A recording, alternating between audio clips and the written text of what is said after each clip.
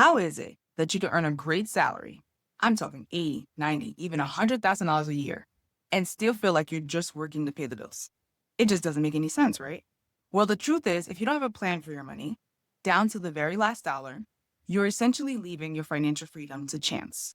Today, we're ending the vanishing paycheck problem for good by giving every single dollar a specific job to do.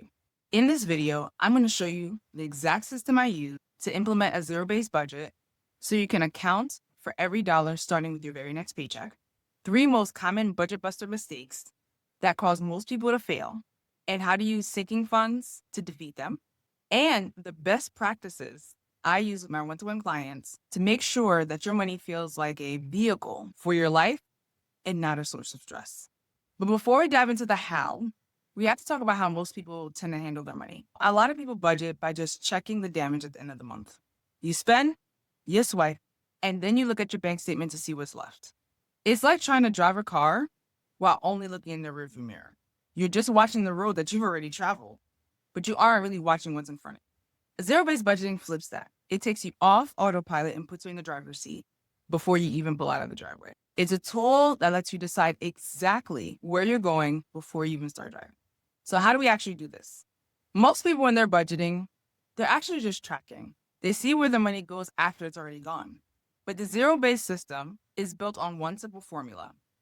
Your income minus your expenses equals exactly zero. Now, before that sounds like I'm telling you to have a bank account balance of zero, let me clarify. This isn't about being broke.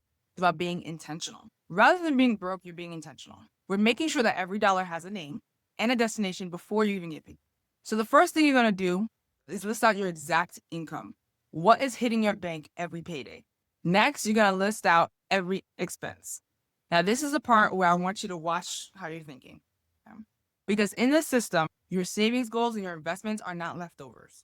They are expenses. You'll treat your contributions to your Roth IRA and what you put in your emergency fund the same way you treat your electric bill. It's a non-negotiable payment to your future self that has to happen. So once you listed your bills, your groceries, those investments, you're going to subtract those from your income.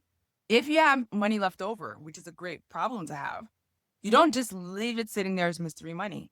Because if you do, I promise it'll disappear on some random Amazon purchase, some extra Target runs.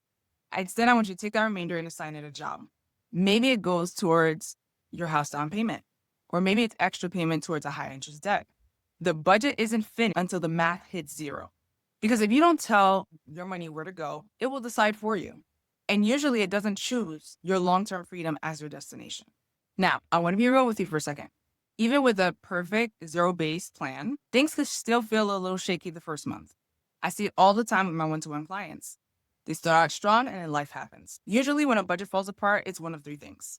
The first budget buster is ignoring those irregular non-monthly bills. I'm talking about things like your annual car registration, a $200 gift for a friend's wedding, or even Amazon Prime renewing. These aren't emergencies because we know they're coming, but they don't happen every month. And so we forget to assign them that job in the budget. The fix for this is something called sinking funds. Basically, you take that once a year $600 expense and you treat it like a $50 monthly bill. Take that $600 and divide it by 12 for the year. And that way you're putting the money aside every single month. And then when the bill arrives, it's a non-event. It's already handled. The cash is there. The second mistake can be called the miscellaneous black hole. This is when you have a big category in your budget just labeled other or miscellaneous, and then you just dump money into it. This problem removes behavioral friction. When money is just sitting in a vague pile, it's very easy to just spend it. I want you to force yourself to name the category. When you have to decide if a purchase is dining out or home decor, you're forced to think about it before you swipe. That tiny bit of friction is what changes your habits. And the third mistake, and honestly an important one, is the trap of perfectionism. So many women think that they overspend by $40 on their groceries. The whole month is ruined and they might as well give up. Your budget is a living document, not a rigid contract. If you overspend in one area, take $40 out of your entertainment category and move it over into groceries. The goal here is not for perfection, but to stay in control. So as long as you're the one moving the money, then you're still the boss. So I want to tell you about a client of mine. Let's call her Stephanie. Stephanie was an occupational therapist making great money, but she felt this deep sense of embarrassment when it came to her finances. She actually told me she was terrified to have anyone look at how she was spending her money. She felt like she should have more to show for her hard work. especially because she had a big dream. She wanted to start her own business venture selling scrubs. When we sat down to create her zero-based budget, we didn't start by cutting out the things she loved. We actually built her hair and nail care right into the plan as expenses. This shift wasn't about deprivation. It was about getting the full picture. By giving every dollar a job, including the ones meant for her self-care, this shift gave her a full picture. By giving every dollar a job, including the ones meant for her self-care, she stopped the mystery leaks that were draining her big account. And because she finally knew where every dollar was going, she was able to save $2,500 in 3 months. And that's on top of what she was able to put aside for her business. This didn't require extra income. It was a result of being in control of where her money was going. And this leads to an interesting mindset shift that you could benefit from. The idea of being budget broke. This is a psychological shift where even though your bank account looks full, you may have several thousands of dollars in there. But because every dollar is already assigned a job, like your Roth IRA, your rent, your emergency fund, you look at the dining category and you see there's no money in it, that means you don't have money for eating out. So even though it's technically money in the bank, you've decided that this money is more important to your future rather than the $50 takeout order is now. This is where the power is. You're not saying, I can't afford this. You're saying, that's not in the plan for this month.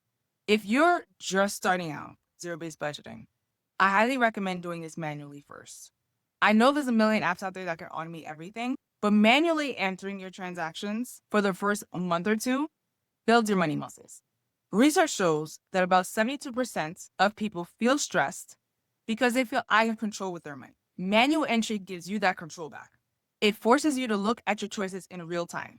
Once you get the hang of this system becomes a vehicle that takes you to the life you actually want. Whether it's starting a business like Stephanie, traveling more, or just finally having a peace of mind. But I also know that looking at your own financial puzzle pieces can feel very overwhelming. It's one thing to hear the steps. It's another thing to sit down with your own debt, your own income, and let's be honest, your own feelings, and try to make them all fit together. If you feel like you have leaks in your bank account, or you're tired of feeling like you're just working to pay bills, I want to invite you to book a free financial roadmap call with me. This call is a completely non-judgmental 15 to 30-minute phone call. Think of it as a safe space to just be honest. Most of my clients come to me with a feeling of guilt or even hopelessness about their spending. This is the call where we validate those feelings instead of scolding them. We're going to look at where you are now, which is perhaps the paycheck to paycheck cycle, and compare it to where you want to be. What does your dream life actually look like? This is our reality check. We'll see if you're truly ready to bridge that gap between where you are and where you want to go. If I can help you put those puzzle pieces together, I'll tell you exactly how. If you aren't quite ready for coaching yet, I'll be honest about that too. There's no pressure at all. If you're finally ready to breathe a sigh of relief and start telling your money what to do, click on the link in the description or right here on the screen to book your financial roadmap call. I'm looking forward to our conversation.